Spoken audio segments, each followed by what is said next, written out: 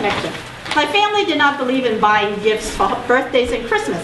They always gave me red envelope money for the Chinese Lunar New Year and my birthday with good wishes and something about saving the money for the future or letting it grow baby coins in the bank.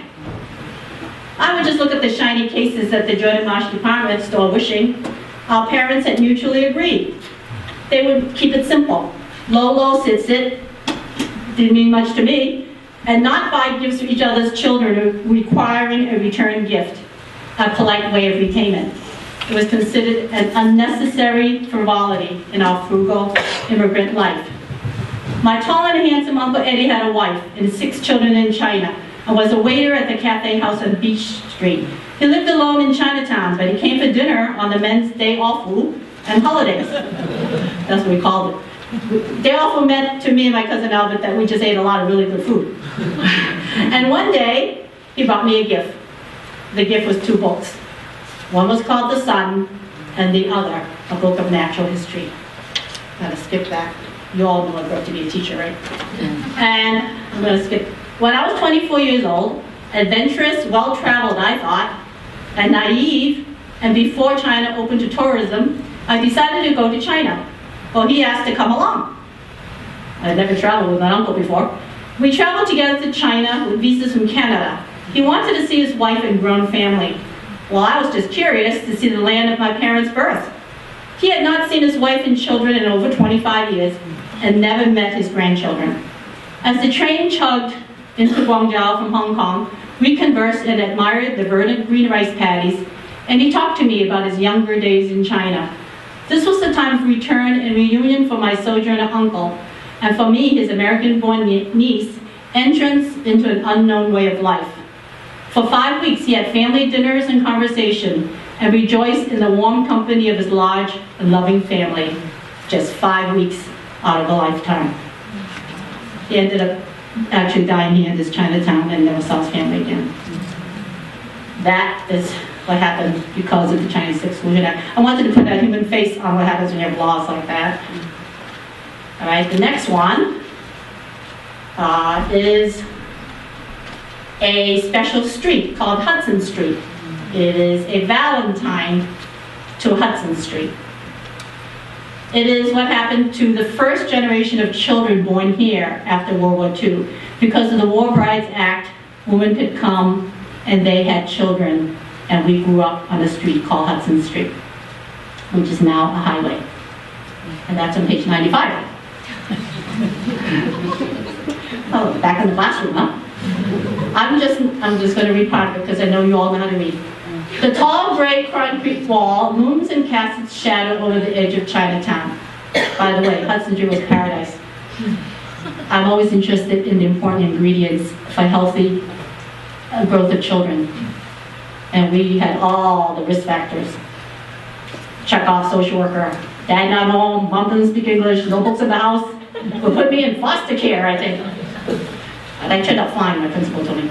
It faces Taito Village, didn't speak English, and what is left of the red brick townhouses on Hudson Street. What made Hudson Street special was because it was townhouses. Townhouses, different social dynamic than high-rises. New arrivals and the younger generation see the wall as always having been there, supporting the ramp leading to the Southeast Expressway. The ramp built so South Shore people could get home faster from their downtown jobs.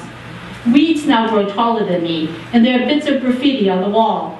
Vagrants loiter on the corner of Harvard Street near the old YMCA. I hesitated and almost turned back, but I decided to walk ahead to the end. More weeds and a chain link fence overlooking Moore Expressway. I had to keep going because the Chinese Historical Society asked me to write a piece on Hudson Street, and I thought I should go visit it. While this now eerily quiet street was once rich with the chanting games and laughter of children and the activity of families, it was an island of fun and safety. Hudson Street was the main residential neighborhood of Chinatown in the 1950s and early 1960s. There I spent my childhood, on the upper end of Hudson Street, now all gone. And you can read the rest of it yourself. If you want to hear about the fun we had. Okay, the third piece, I picked this Chinatown chicken. Some of you might have read it because it's been published before. The reason why I wrote about the chicken is because it's something all tourists notice. They walk down the street and go, look at those chickens hanging in the windows. Do you really eat those? Okay, so tourists look at them one way, but immigrant families look at it differently. It's a symbol of celebration. In some cases, I guess you could call it love, but it took me a lifetime to figure that one out. So, I am a chicken in this one. Page 85. I lay here, all fragrant, beautifully dressed, listening to the sound of happy chatter and laughter all around me.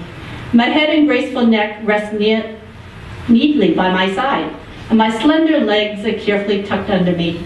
I feel so very elegant. I am the center of a festive occasion. The smell of burning incense swirl around me, and a great fuss accompany the aromas. I've never felt this important in all my chicken life. Bonnie told me I should read this. I always obey Bonnie. She said, that's so funny. It's her favorite. You know what I mean? She doesn't like the other ones.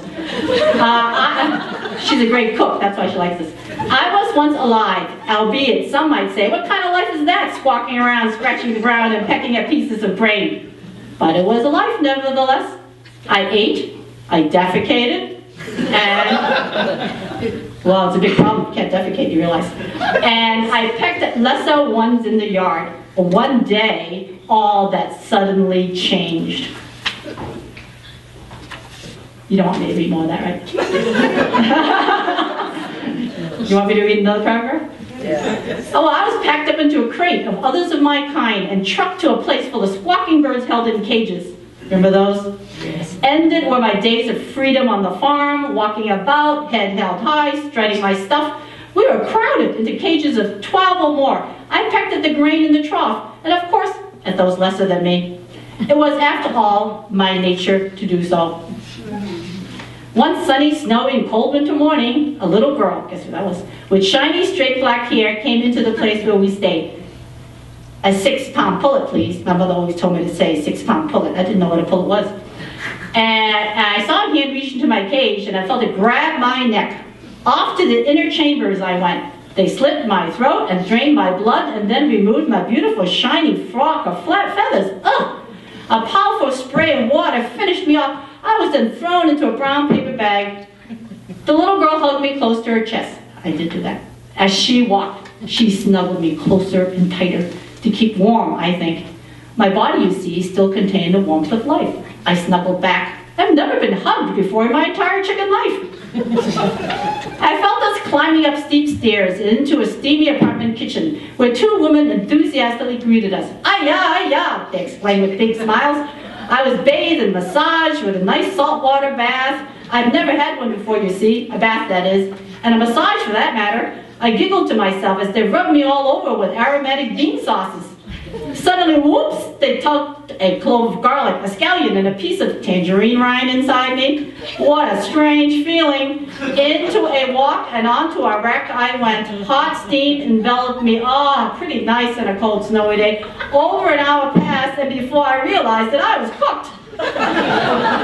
Before the great feast could begin, I was placed on a table in front of a window. Recall that.